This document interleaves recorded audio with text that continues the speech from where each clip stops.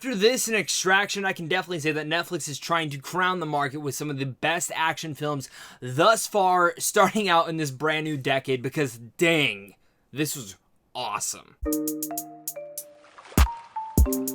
What's going on, everybody? Welcome back to a brand new movie review. Today I'm going to be discussing The Old Guard, a brand new Netflix original movie based on the graphic novel. Now, I was quite excited for this because, of course, it stars the likes of Chiwetel Ejiofor and Kiki Lane, and, of course, Charlize Theron.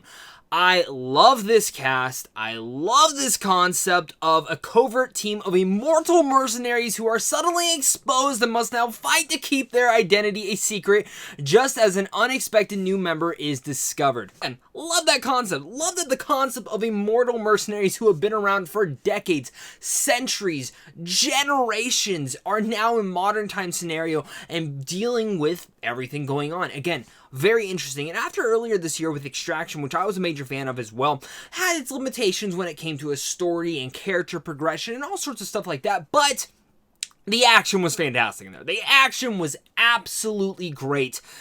And I'm ready to say The Old Guard is better than Extraction with a story-wise, mythology, and its action's just right up there, and I absolutely dug the hell out of this movie. Of course, if you guys are new here, though, and you guys enjoy geeky content, or in general just love early movie reviews, hit that like and subscribe button so you don't miss out on content like this over here on a daily basis, as well as comment down below and let me know, are you guys excited for this movie? Are you not? Let's discuss it. Like I already mentioned, I really much enjoyed The Old Guard. Right now, I just finished this film. It's around 11 o'clock at night. I'm planning on editing this thing and getting this up right in the morning because I'm just so excited to talk about this movie, and a lot of the reasons being because of this concept. I love when we can mix fantasy and action, and especially when you can get it into a modern day scenario. A lot of films that have tried this lately have not been able to do it precisely well, but this one did it in such a nice manner because I feel like the mythology in this, and I'm a big fan of mythology. If you're new to this channel, you probably don't know that, but I love mythology.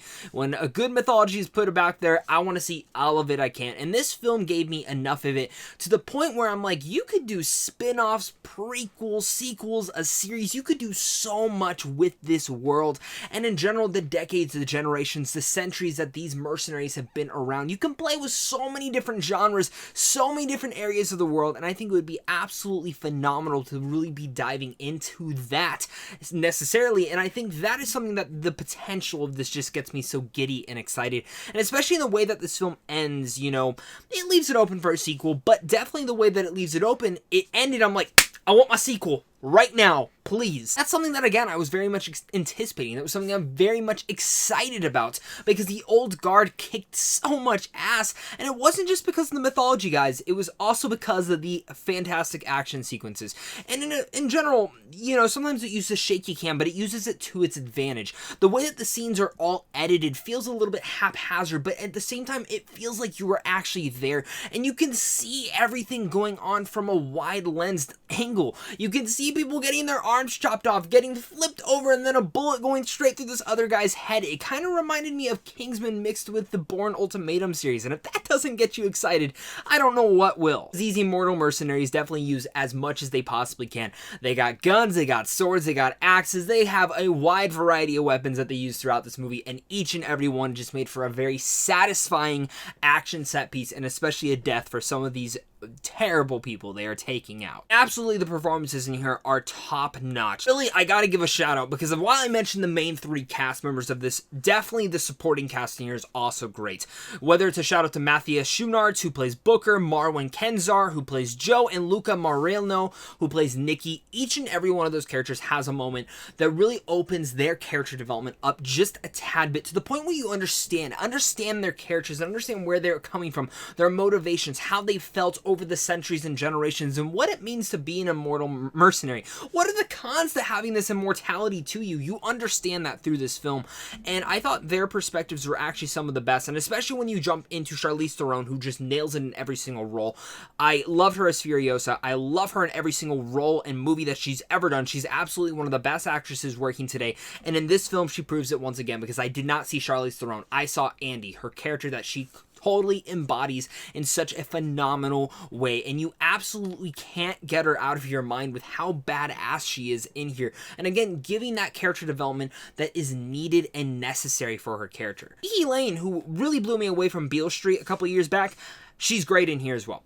I think there are some issues when it comes down to her character and how they kind of use her to kind of be the person who asks questions, because we as an audience are asking questions ourselves, and that's fine to do. I think they could have found a better manner of getting to those points. But again, Kiki Layne's great as being this new underdog to this team who doesn't know what's going on, and kind of being this new, again, kind of our viewpoint of what's going on in this world. And it didn't bother me too much. Might bother some people that she does ask so many questions and gets annoying, but she really fulfills her feat by the middle point of this film, and really that's when the film takes off into its own. Yes, Chiwetel Ejiofor is in here, and he is good. I think this is kind of where I get down to my cons for this film.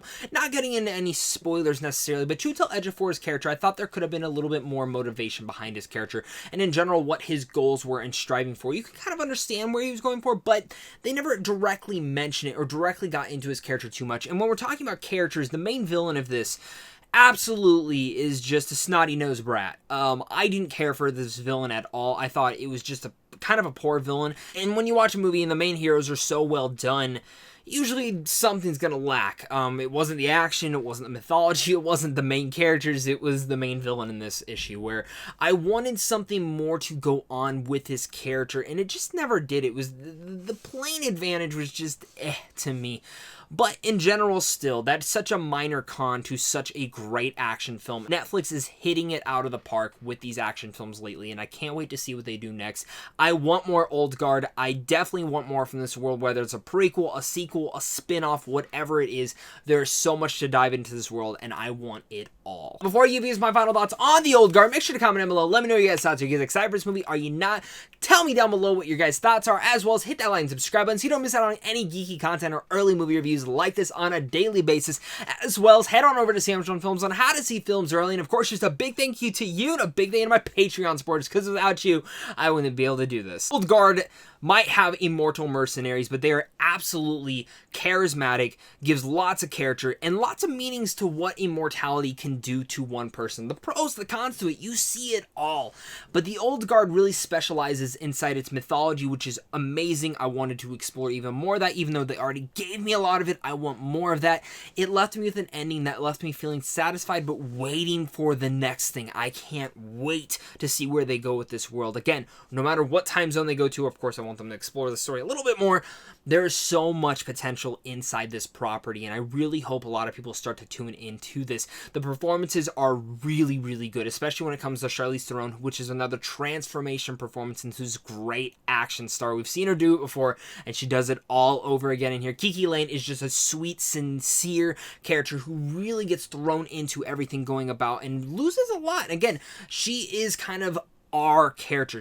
We're supposed to feel like we are in her shoes, and yeah, she might get annoying by asking so many questions, but at the same time, we're kind of asking those same questions as well. Chiwetel Ejiofor always turns in a good performance, and while his character could have been a little bit better written, same alongside the villain, definitely should have been better written.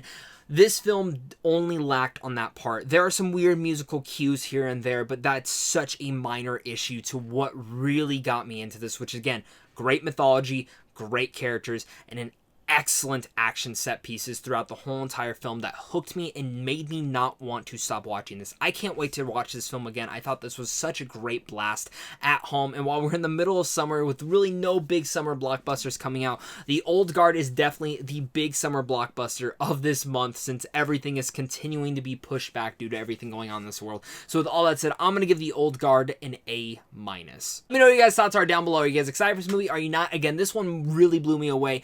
I wasn't expecting much from this. I thought this would be a fun, typical action film that really wouldn't be anything new, but for me, this was everything I could possibly want and more. So thank you guys again so much for clicking on this, and of course, until next time, stay classy.